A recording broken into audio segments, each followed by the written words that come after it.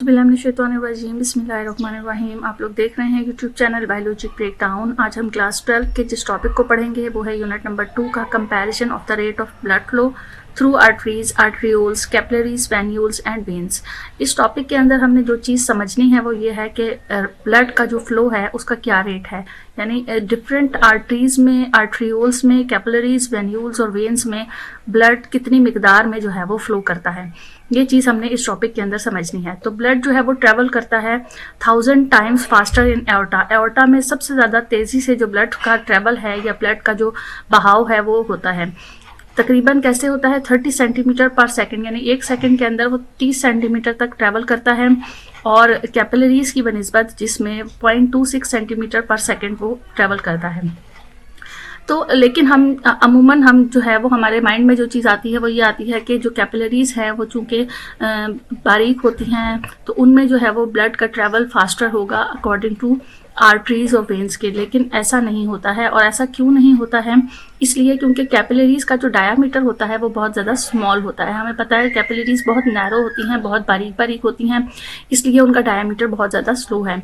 तो डायामीटर कम होने की वजह से या स्मॉल होने की वजह से उनका कैपिलरीज का जो टोटल क्रॉस सेक्शनल एरिया है वो बहुत ज़्यादा हो जाता है।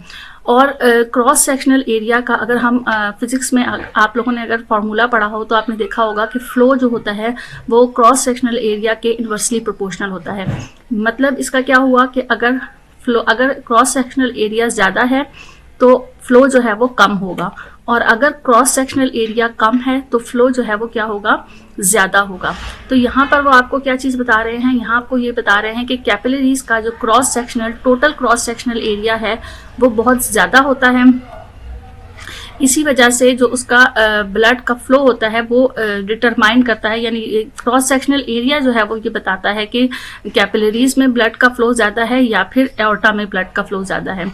तो अगर हम देखें कि हर आर्टरी जो है वो कन्वे करती है ब्लड को इनॉर्मस नंबर ऑफ कैपिलरीज। एक आर्टरी की बनिस्बत जो कैपिलरीज होती हैं वो बहुत ज़्यादा क्वांटिटी में होती हैं। तो इनकी ज़्यादा क्वांटिटी होने की वजह से इनका जो क्रॉस सेक्शनल एरिया है वो ग्रेटर हो जाता है और कैपिलरी बेड भी जो है वो ज़्यादा हो जाता है और बाकी सर्कुलेटरी सिस्टम की बनिस्बत। तो हम कंपेयर कर रहे हैं यहाँ पर कि जो आर्टरीज कैपिलरीज हैं उनमें उनका जो टोटल क्रॉस सेक्शनल एरिया है वो बाकी जितना भी सर्कुलेटरी सिस्टम है, यानी जो आर्टरीज हैं, वेन्स हैं, उन सब की बनिस्बत ज़्यादा होता है।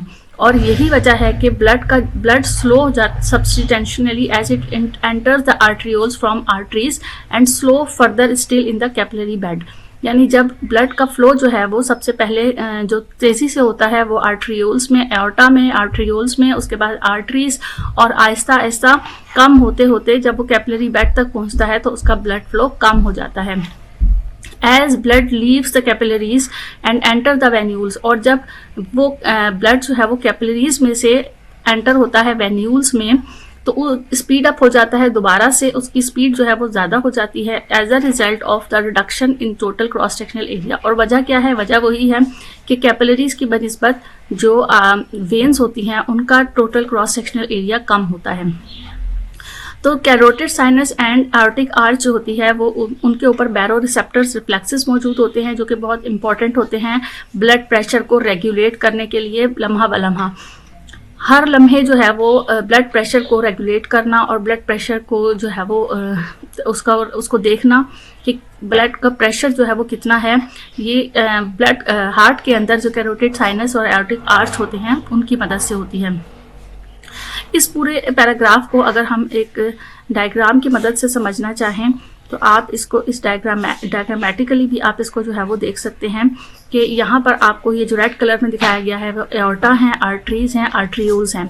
तो इनका जो क्रॉस सेक्शनल एरिया है, एओर्टा का देखिए क्रॉस सेक्शनल एरिया यहाँ से यहाँ तक है यानी कम है। फिर आर्टरीज का क्रॉस सेक्शनल एरिया ज़्यादा हो गया है। फिर आर्ट्रियोल्स का क्रॉस सेक्शनल एरिया एओर्टा की बनिस्बत और ज़्यादा हो गया है। तो ब्लड का फ्लो सबसे ज़्यादा किस में था?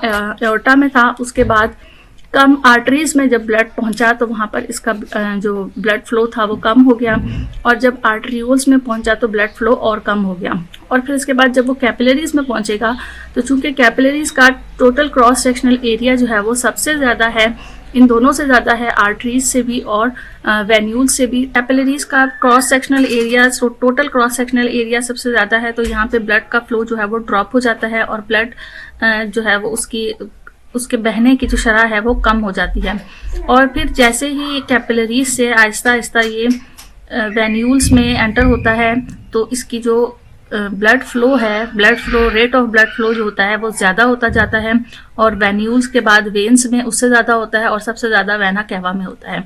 तो ये आपको डायग्रामेटिकली भी जो है वो इसको समझाया गया है। नेक्स्ट जो टॉपिक है वो है ब्लड प्रेशर। ब्लड प्रेशर में हमने देखना है कि सबसे पहले हमें प्रेशर की डेफिनेशन पता होनी चाहिए कि प्रेशर क्या होता है। प्रेशर वो फोर्स होती है जो किसी भी बॉडी के अगेंस्ट जो है वो इंसर्ट की जा रही होती है किसी खास एरिया में, और उसकी वॉल्स के ऊपर जो है वो जो फोर्स अप्लाई हो रही होती है उसको प्रेशर कहा जाता है। तो अगर वो फोर्स ब्लड के थ्रू अप्लाई हो रही है, यानी ब्लड जो है वो फोर्स एक्सर्ट कर रहा है किसी भी यूनिट एरिया में उसकी इनर वॉल्स के ऊपर, तो हम उसको उन ब्लड वेसल्स के ऊपर अगर वो फोर्स अप्लाई हो रही है तो हम उसको ब्लड प्रेशर कहेंगे। स्टैंडर्ड रेफरेंस ब्लड प्रेशर का जो होता है वो मर्करी मैनोमीटर होता है, और अगर आप इसको प्रेशर में मेजर करते हैं तो वो मर्करी मिलीमीटर में मेजर करते हैं।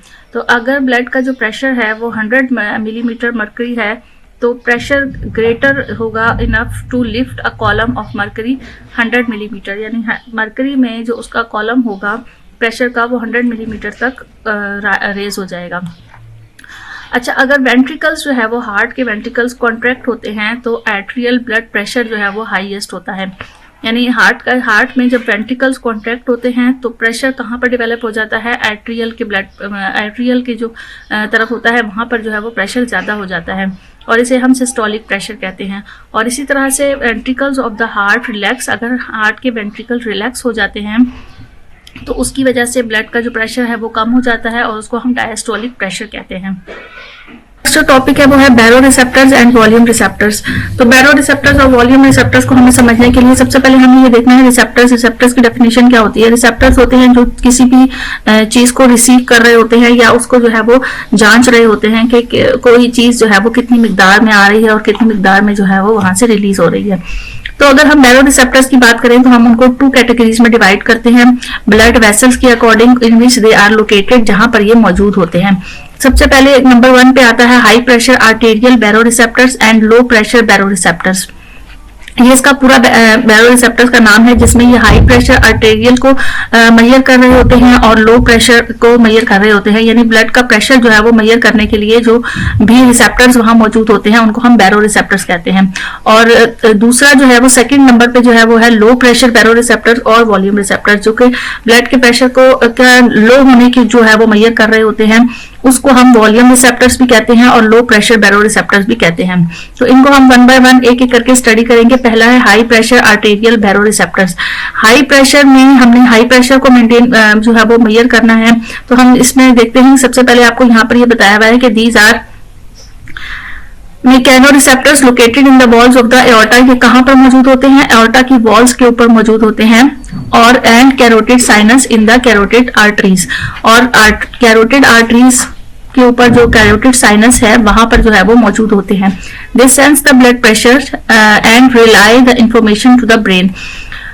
अब यहाँ पर क्या काम हुआ, क्या मैंने आपको बताया था कि रिसेप्टर्स क्या होते हैं। रिसेप्टर्स वही होते हैं जो कि किसी भी चीज को रिसीव कर रहे होते हैं या उसको जांच रहे होते हैं। तो यहाँ यही बात आ गई कि ब्लड प्रेशर को सेंस कर रहे होते हैं ये जो बैरो रिसेप्टर्स होते हैं। ब्लड प्रेशर को जब ये सेंस करते हैं और ये देखते हैं कि कितनी क्वांटिटी में जो है वो प्रेशर बन रहा है ब्लड का, और तो इस इंफॉर्मेशन को वो ब्रेन तक लेके जाते हैं so that a proper blood pressure can be maintained. और इस तरह से ब्रेन जो है वो ब्लड के प्रेशर को प्रॉपर मेंटेन करता है। किस तरीके से मेंटेन करता है, जो है वो पैरासिम्पथेमेटिक नर्व्स को जो है वो स्टिमुलेट करते हैं और उनकी स्टिमुलेशन की वजह से जो वैसोडाइलेशन हो जाती है। वैसोडाइलेशन मतलब कि जो वेसल्स हैं वो डायलेट हो जाती हैं, वो फैल जाती हैं, और उनके फैलने की वजह से पूरी बॉडी में थ्रू आउट द बॉडी वो फैल जाती हैं, और उनकी फैलने की वजह से जो ब्लड का प्रेशर है वो रिड्यूस हो जाता है, रिडक्शन हो जाती है उनकी, as well as slowing the heart rate, और उसके वजह से जो हार्ट रेट है वो स्लो हो जाता है। ब्लड का प्रेशर, ये फिनोमेना उसके अगर हम ऑपोजिट देखें तो इस फिनोमेना के ऑपोजिट में अगर ब्लड का प्रेशर जो है वो लो हो जाता है तो इस केस में जो सिम्पथेमेटिक नर्व्स होती हैं वो जो है स्टिमुलेट होती हैं, और उनके स्टिमुलेट होने की वजह से कुछ खास किस्म की ट्रांसमिशन इंपल्स होती हैं, ब्रेन तक मैसेज पहुंचाती हैं और ब्रेन जो है वो वैसोकंस्ट्रिक्शन करता है। वैसोकंस्ट्रिक्शन की वजह से जो वेजल्स होती हैं वो कॉन्स्ट्रिक्ट हो जाती है। पूरे पैराग्राफ में हमने जो चीज समझी वो ये थी कि जो बैरो रिसेप्टर्स हैं वो ब्लड के प्रेशर को मेंटेन करने का काम कर रहे होते हैं और किस तरह से करते हैं, वो सेंस करते हैं कि ब्लड का इस वक्त प्रेशर जो है वो ज्यादा है या फिर कम है। अगर ज्यादा होता है तो पैरासिम्पथेटिक नर्व जो है वो ब्रेन तक मैसेज पहुंचाती हैं और वैसोडाइलेशन का प्रोसेस होता है, और अगर कम होता है तो जो सिम्पथेटिक नर्व्स हैं वो ब्रेन तक मैसेज पहुंचाती हैं और ब्रेन जो है वो वैसो कंस्ट्रिक्शन का काम करता है, और जिसकी वजह से जो प्रेशर है वो ज्यादा हो जाता है। तो बैरो रिसेप्टर्स जो है वो किस तरह से काम कर रहे होते हैं, नेगेटिव फीडबैक सिस्टम के जरिए से काम कर रहे होते हैं, जिसे बैरो रिफ्लेक्स कहा जाता है। नेक्स्ट टॉपिक में आपको ये बताया गया है कि लो प्रेशर बैरो रिसेप्टर्स और वॉल्यूम रिसेप्टर्स क्या होते हैं। लो प्रेशर बैरो रिसेप्टर्स या वॉल्यूम रिसेप्टर्स जो है वो एट्रिया में मौजूद होते हैं, हार्ट के एट्रिया में मौजूद होते हैं और कैरोटिड आर्टरीज में मौजूद होते हैं। जब ये रिसेप्टर्स जो है वो डिटेक्ट करते हैं ब्लड के वॉल्यूम को, इसके अंदर बेसिकली हमने पहले वाले पैराग्राफ में प्रेशर को जो है वो पढ़ा और इसमें हम वॉल्यूम को जो है वो देख रहे हैं। तो यहाँ पर जो रिसेप्टर्स हैं वो वॉल्यूम को जांच रहे हैं कि कितना ब्लड का वॉल्यूम है। तो अगर ये जो रिसेप्टर्स होते हैं ये ब्लड के वॉल्यूम को डिटेक्ट करते हैं, और अगर ये ब्लड का वॉल्यूम डिक्रीज होता है एट्रिया में तो एक सिग्नल प्रोड्यूस करते हैं। Signal is transmitted from the receptors. Receptors जो है वो सिग्नल प्रोड्यूस कर रहे होते हैं और वो सिग्नल जो है वो हाइपोथैलेमस पे जाता है। ब्रेन में जो हाइपोथैलेमस मौजूद होता है वहां पर उस सिग्नल्स को पहुंचाते हैं। उसकी वजह से हाइपोथैलेमस जो होता है वो इंक्रीज करता है एक खास किस्म के हार्मोन्स को, प्रोडक्शन को, जिसे एंटी डायरेटिक हार्मोन कहा जाता है, एडीएच। इसकी प्रोडक्शन ज्यादा हो जाती है और इसकी प्रोडक्शन ज्यादा होने की वजह से इसका फंक्शन, एडीएच का फंक्शन ये होता है कि ये किडनी के अंदर वाटर रिटेंशन को ज्यादा कर देते हैं। तो जब एडीएच प्रोड्यूस होता है, वाटर रिटेंशन किडनी ज्यादा कर देती है, तो उसकी वजह से ऑटोमेटिकली जो ब्लड का वॉल्यूम है वो भी इंक्रीज हो जाता है और इसके नतीजे में जो ब्लड का प्रेशर है वो इंक्रीज हो जाता है। तो यहाँ इन दोनों पैराग्राफ में हमने ब्लड वॉल्यूम रिसेप्टर्स को देखा कि बैरो रिसेप्टर्स जो है वो वॉल्यूम को किस तरीके से जो है वो मेंटेन कर रहे होते हैं, और दूसरे में हमने प्रेशर को देखा कि ब्लड का जो प्रेशर है उसको बैरो रिसेप्टर किस तरह से मेंटेन कर रहे होते हैं। नेक्स्ट जो टॉपिक है वो हमारा कार्डियोवैस्कुलर डिसऑर्डर्स है, वो भी बहुत इंपॉर्टेंट टॉपिक है। साथ रहिएगा इसी यूट्यूब चैनल बायोलॉजी ब्रेकडाउन पर। अपना बहुत ख्याल रखिएगा। अल्लाह हाफिज।